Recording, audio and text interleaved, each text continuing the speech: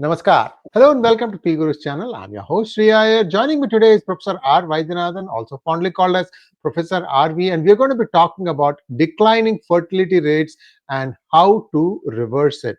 So to understand this problem, Professor RV has a theory, and as always, he has a solution too. But before I bring him on, small request to all of you to buy your 𝗤𝗏𝗏. You can buy it in India or in United States, and these are available now.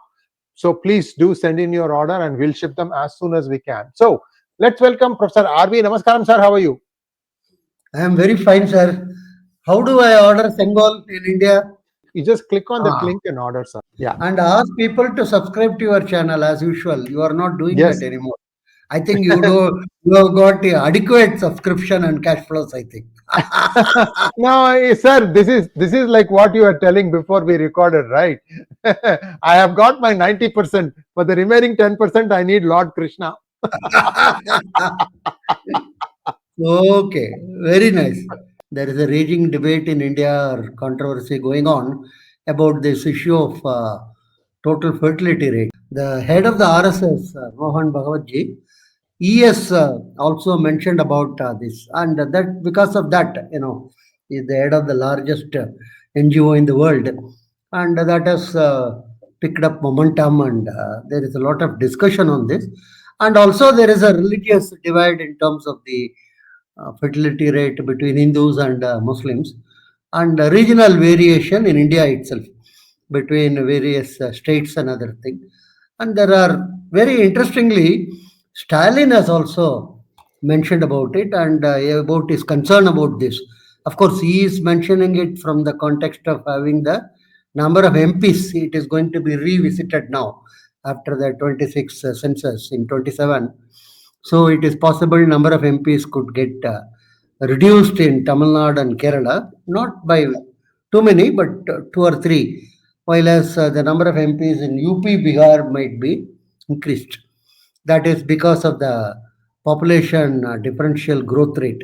And due to that, Stalin has also expressed his, what concern about declining birth rate. What is the problem? Problem is very simple, sir. TFR 2.1 we are reaching, which means 2 is considered to be the equilibrium rate. That is a couple having two children, replacement rate proper, and 0.1 is for any wastage or damage or any death of a child at childbirth and various other reasons. So that's why the number 2.1 has become very popular globally.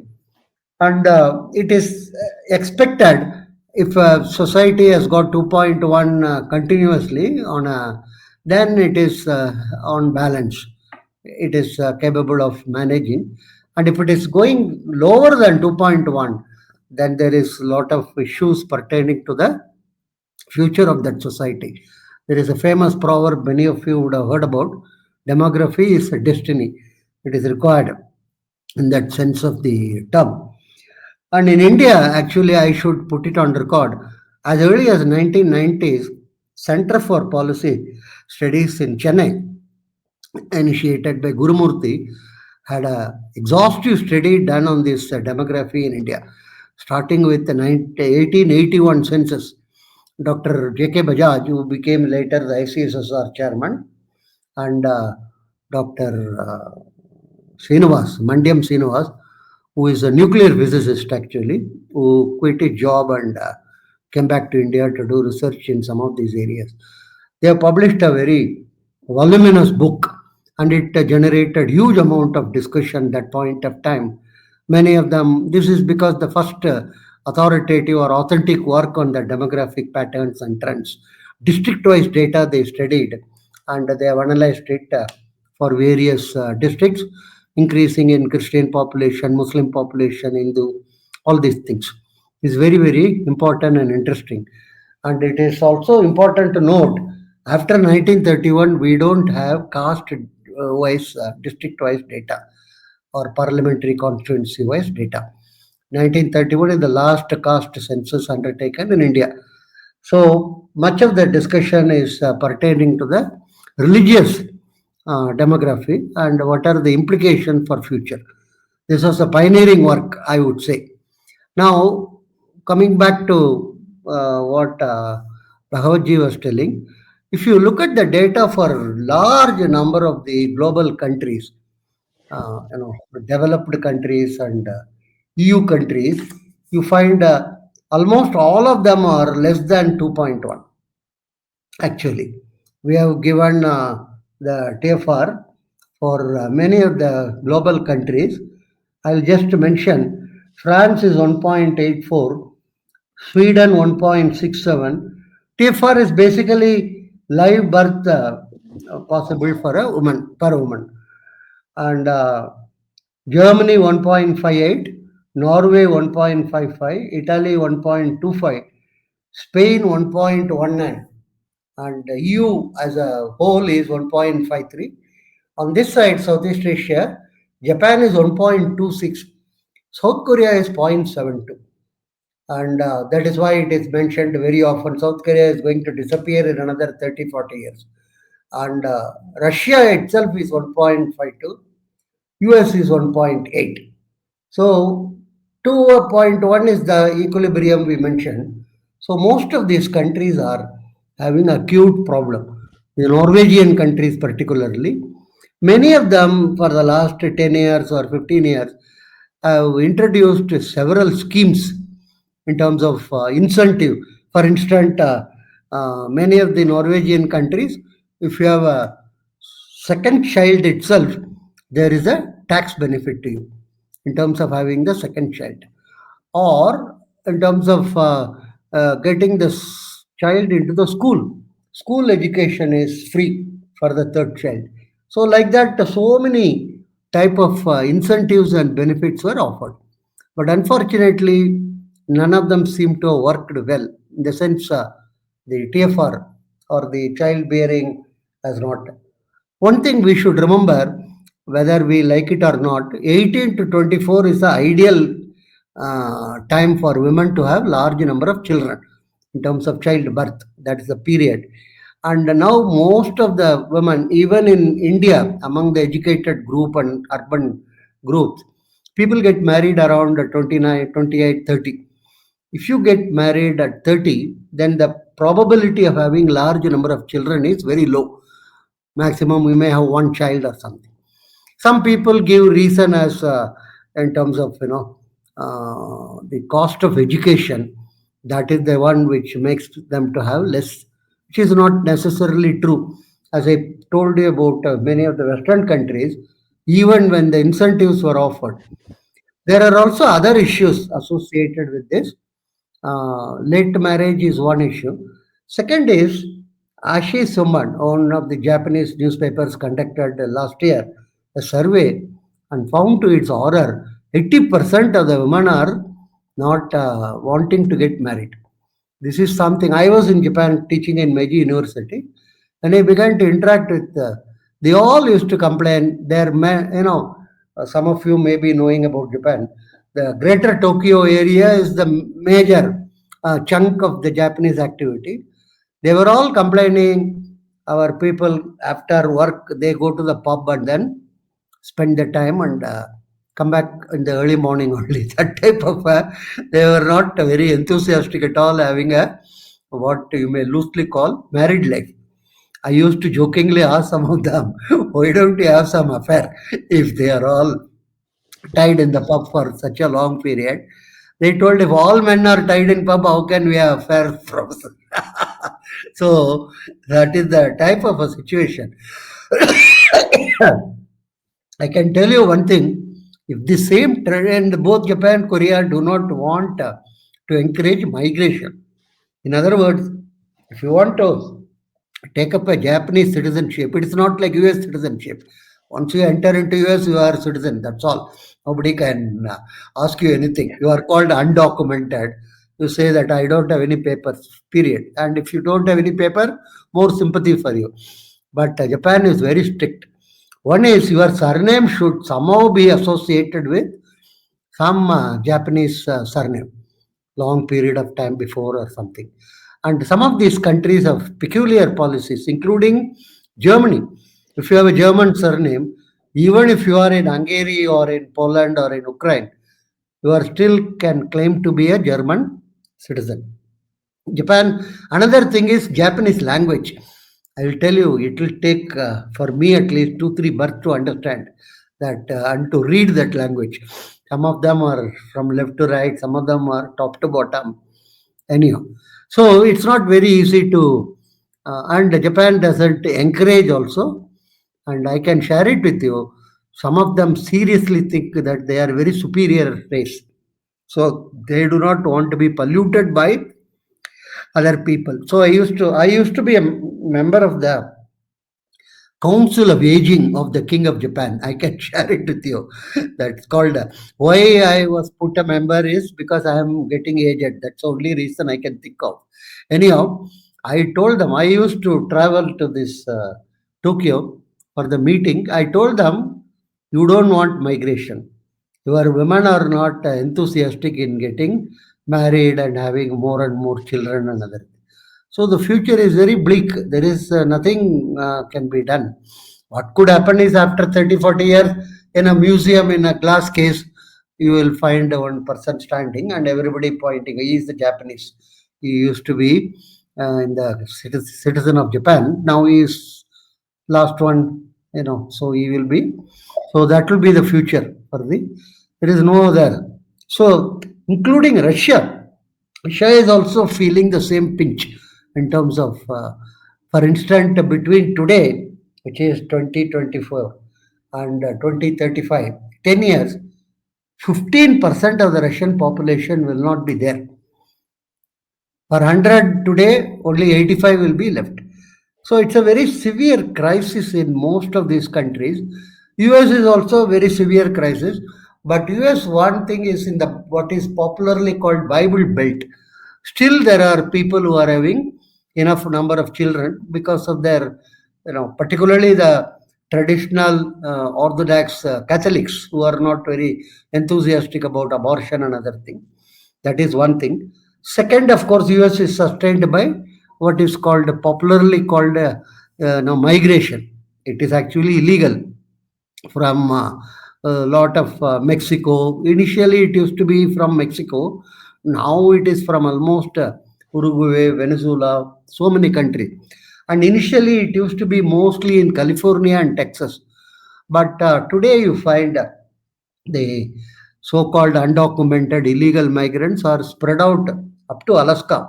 Everywhere you are, and I normally think that in a couple of years, the State of the Union address has to be in Spanish by the president. He has to, then only the people will understand. So, US is also facing the similar type of a problem.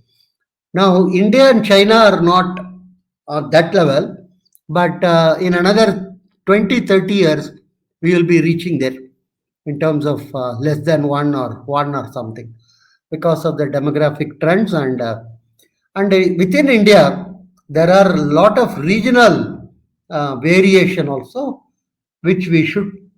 For instance, Bihar, it is 2.58, 2.98. Meghalaya, it is 2.91. UP 2.35, Jharkhand 2.26. Tamil Nadu 1.6, West Bengal 1.6, Kerala 1.7. Karnataka 1.7, Andhra 1.7. But Kerala is a very interesting state. It is 1.7 is their total fertility. But Malappuram, which is one of the major district of Kerala with Muslim majority, EMS Namboodiripad created this district as a gift to Muslims. He told they also require one district. They had one country. He thought that having a district is a better thing. And there, the Malappuram TFR is 2.2. And it was earlier 2.4 in 2001. We are using census data. The district, of course, is 76% Muslims. Very high education in terms of and high levels of income. So normally the economists and demographers argue when the income level increases and education level increases, the number of children come down. This is globally observed by them. But there are also cultural factors which is important. Malappuram is one of the examples, counter examples of this logic of demographers and others. And another very interesting thing in Kerala is, which is I am not able to explain. I asked a lot of demographers. The illiterate woman TFR is 0.2, whereas literate woman TFR is 1.5. How do you explain? Because normally literate woman is expected to have more children and other things. And unfortunately, we don't have data of this illiterate woman split between Hindu and Muslim and other things. And a lot of these studies are unfortunately to be done by the social science groups in India. They are not doing it. 𝗖𝙧 should, for instance, bring out, Tata Institute of Social Sciences, what is the nature of the marriageable age among Indians, women. So that is the role of them actually, and also between caste, between religion and other. Unfortunately, most of the social science in India focus only on poverty, below poverty line people, and this what is that called caste, not other social aspects. There is a PEW research center in US which focuses on substantial number of social issues. We do not have a proper database on how many Indian educated women get married at, say, for instance, at 30. How many of them get married at 20? We don't have it, except often on some newspaper reports or something. So the concern of 2.1 is very valid. And Kerala, of course, we told is a counter example. There is also a religious divide weaver. So there is a Mohanji suggests that we should go back to 3 children. No, that is the most important thing. Even this 2 children is only advertisement, amdono, amara dono type of thing. It's not a law or anything. You can have it. Some state governments have introduced some regulation that if you have more than 2 children, you cannot be panchayat member, or you cannot contest in local election, you cannot get government job and other. But these are local regulation. At a national level, we don't have anything. It's only and China, under the Great Proletarian Cultural Revolution, GPCR, in the 60s, they went for one child norm. And incidentally, some of you may be knowing, Chinese population is growing less faster than Indian population today. In other words, in a couple of years, we would be significantly higher than that of Chinese population. It is told already we have exceeded Chinese population, but we require to have a proper census conducted in order to arrive at this. So the social science universities and departments in India are not doing their job in terms of bringing out some of the salient aspects of this issue.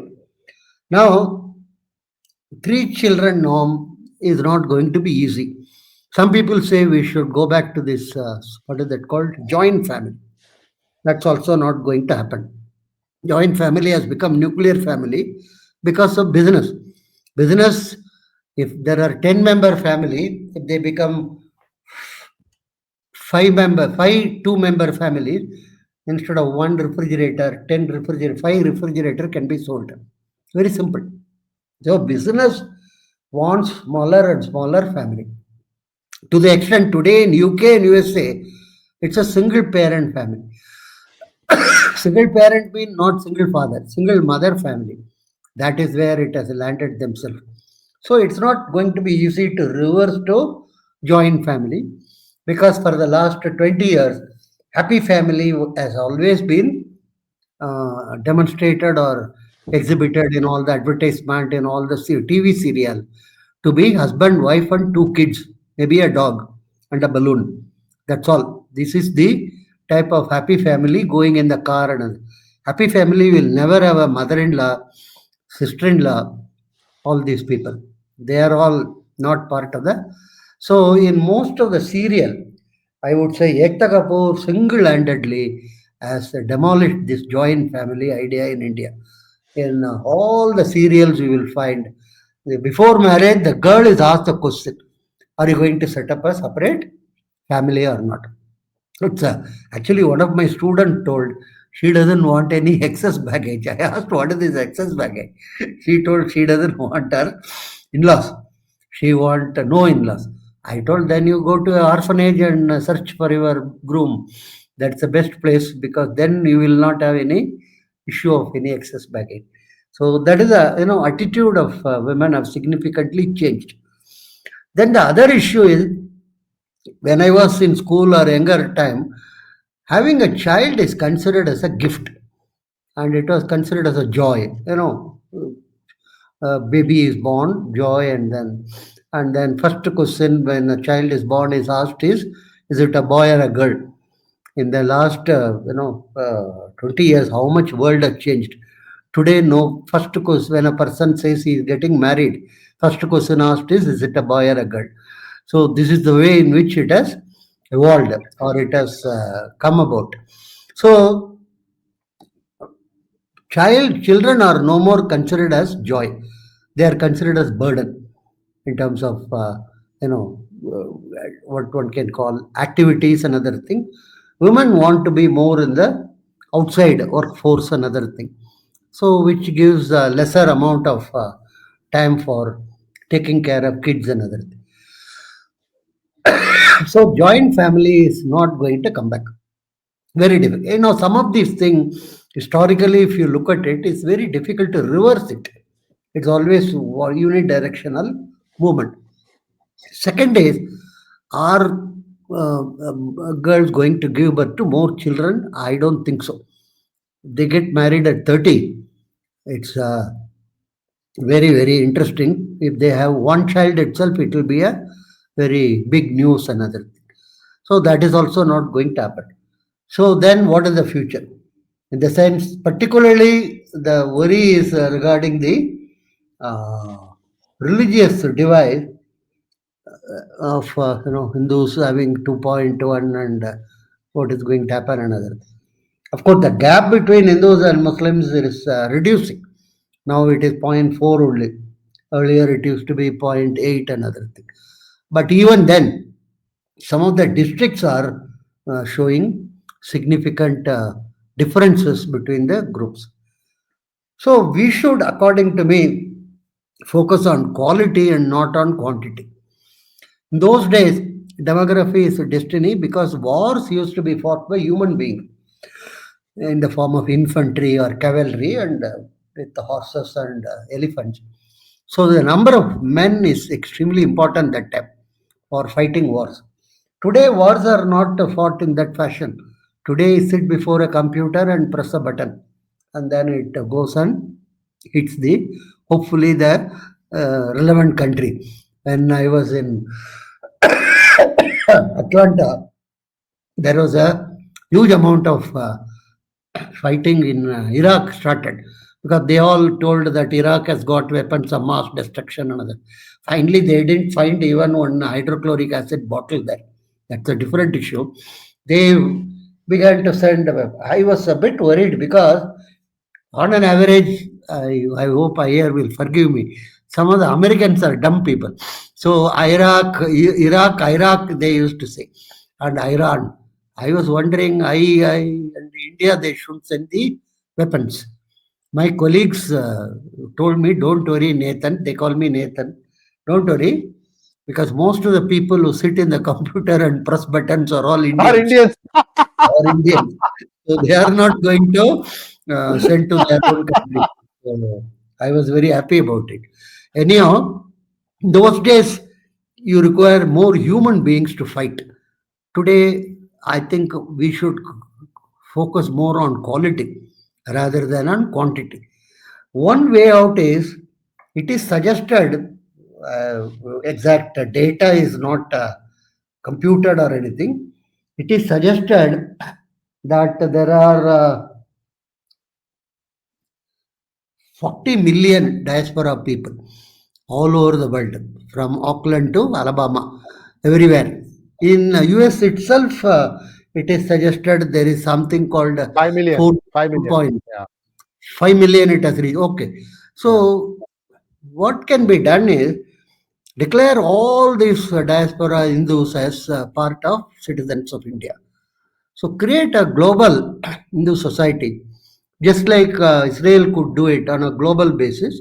So it's not required physically they should be in India or something. That's a very old-fashioned concept, because today you have got all this internet, and I am sitting in Bangalore and I am talking to you. Iyer is in California and is watching this, and so this is world is much more integrated, and world is much more common. So that is one thing which we should do, which will increase the size, and the diaspora is also very rich. Something like 120 billion US dollar we are getting as remittances from these people to India. So that is something which we should keep in the back of the mind. So our technology upgradation, educational institution upgradation, all these things, we can depend on this diaspora, provided they are also made citizens of this country. They feel that they have a access to grind in terms of not just this OCI and other things. That is all not just regular citizens. They can vote also, whatever they want to, whichever group they want to vote. That is one thing which can be seriously thought about in terms of increasing the numbers. Second is the quality of our thing is should be much more important than quantity, and we should come out of all this this oppression by the upper caste and all these things. Caste identity can be there, nothing wrong about it, but all pervading Hindu identity should be over and above the caste identity. Multiple identities can be there, nothing wrong about it. Actually, in our own system, we have Rama, we have Krishna, we have Shiva, different types, Saraswati, Lakshmi, Paru, so many. Maybe 140 crore gods. In those days, it used to be told 30 crore gods. Now it may be more. So we have multiple, we are polymorphic. We have one god, multiple. Many forms. Yeah. Similarly, we have different type of identities we can have. But all pervading Hindu identity should be asserted on a global scale. This is very, very important. So the quality is extremely important, and trying to reverse systems is not going to be easy. And fiscal incentives, some people are suggesting Nirmala Sitharaman should give some extra benefit for the third child, and that's not going to be working. It has not worked. More than this, culture plays a very large role, and we are what you call past that time in terms of preserving joint family or in terms of having large number of children. So the question today should be how to enhance our quality of the group, how to preserve our group, and nuclear weapons are always available. So as a deterrence, it's not something which should be used or anything, but even simple availability of those weapons are adequate. And so we should leverage on the diaspora in the world. It's not enough that they give bouquet to our PM and cheer him and do dances whenever some of our leaders visit those. Those are okay, nothing wrong about them, but by itself it is not adequate. What is required is they should have a sense of feeling of alternate location. Today, India is considered as a Punya Bhumi by them. Their Karma Bhumi is either US or Germany or France, but they should have significant leverage in our country. So give them citizenship, enhance the role of the Hindu diaspora, focus on quality, not too much worry about this quantity, And even if you have to reach the critical stage, it will take another 30, 40 years, not earlier than that. So we can be very comfortable till that time. And if more people, there is no point in telling, oh, why are you staying in Germany? Why are you staying in US? And why not? Wherever he stays, it doesn't really matter. He is going to be contributing to a large society called Hindu society. This is what I think we should think about in future. Thank you very much. Thanks a lot.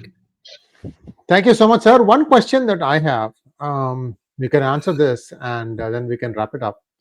Professor 𝗏𝗚𝗏, this 12+3 system of education is no longer needed. In my opinion, sir, we are wasting a lot of time in learnings about courses that have no use at all. You can bring it down at least by 2 years to bring it down to 10 years.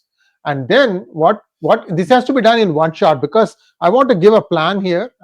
People, please give me comments. Constructive and non-constructive is fine also. What I am suggesting is this education of 12+3 is not needed anymore. In 10 grades, you can really get a fair amount of expertise. And from 8th grade, 8th, 9th, 10th, those 3 years, you let the children choose what they are good at. And that can be done from 5th and 6th grades. You find out where the aptitude of the child is, then try to guide them in that direction. 8th, 9th, 10th, they learn something very well, very well. Based on that, what happens is then at the age of 16, they are coming out. They can join the workforce or they can go for studies. But the amount of skills that you are equipping them with, that will give them instant access to jobs and functions. And in this model, another thing we can also do is if somebody gets married at the age of 18 or between say 18 to 24, 6 years, right? So we are talking about graduating in the age of 16. You go and work in the industry for 2-3 years. Then let's say you get married and have child till you are 24 for a period of 8 to 9 years. You get special benefits. For example, tax exemption. If you get married, no tax for the first 5 years, tax holiday. Give it. Why I'm saying all this, Professor 𝗏𝗏𝗏, is at that age they may want to still pursue a career, but their parents are still young enough to take care of these children. You don't have to be in the same house. You can be in the same flat, a building. The third floor, second floor. These things are very common these days, Professor 𝗏𝗏𝗏. This is very common now. They want a little bit of separation. At the same time, they want that convenience of mom or dad coming and, I'm having a late meeting, though, can you cook dinner for the family today? That sort of stuff is also happening. So you do these 2-3 things like this, Professor 𝗏𝗏𝗏, then you get back 2 things. The concept of a family, even if it is not in the same, under the same roof, but within touching distance. Within touching distance. The second thing is that your children are going to be able to bear children and they will be taken care of because the parents are still around. This is going to, you have to do it immediately. I mean, at least give the option that you can take this route. Sir, this is being experimented, I heard, in 𝗤𝗏. 𝗤𝗏 only picks up from +10. They don't need the intermediate students also. They are equipping them with skills in the factory, some 1-2 year course, and then they are out on the open. They can start companies and things like that. This is something that should be thought about.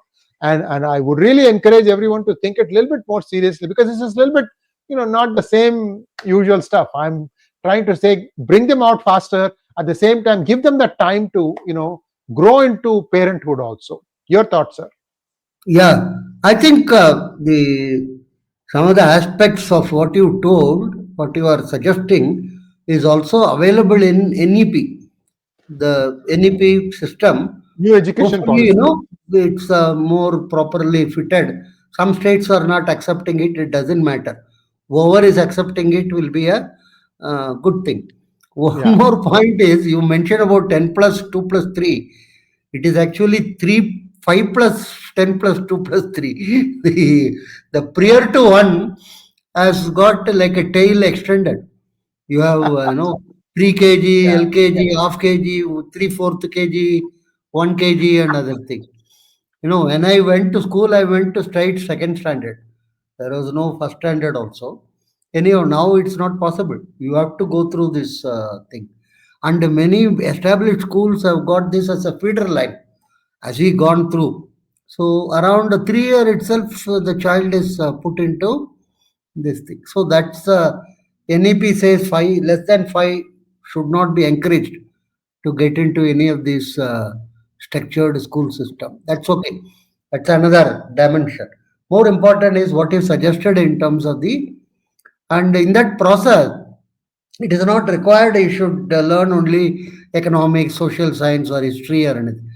You can go for various type of trades, fitter, Yeah, plumber, carpenter, and all those trades are the level at which we require huge number of people actually today, and there is a huge scarcity of people in that. People are talking about unemployment. The number of uh, real estate buildings coming up, all of them require skilled people in all these yeah, areas actually. One of them with which I am associated, I am at Bangalore, they brought from Orissa a plane load of people, laborers. They flew them actually. I asked, why are you doing this? They told, no, time is very important for us. Before the rainy season, we want to finish all this. And why? Because those warrior laborers are supposed to be the best in doing the floor finishing. How to, this marble floor or, other type of floors. They are the very good. What I want to stress is many of these areas actually we have huge amount of shortage. And in a place like Tamil Nadu, whenever you talk about this, immediately they will shout, Kulakalvi, Kulakalvi, you are, encouraging it. And they want everybody to be BA history or BA, sociology and become unemployed or shout for government jobs. This is what I think your ideas require serious thinking. As you rightly mentioned, let people give their observations and comments, right? Thank yes, you. sir.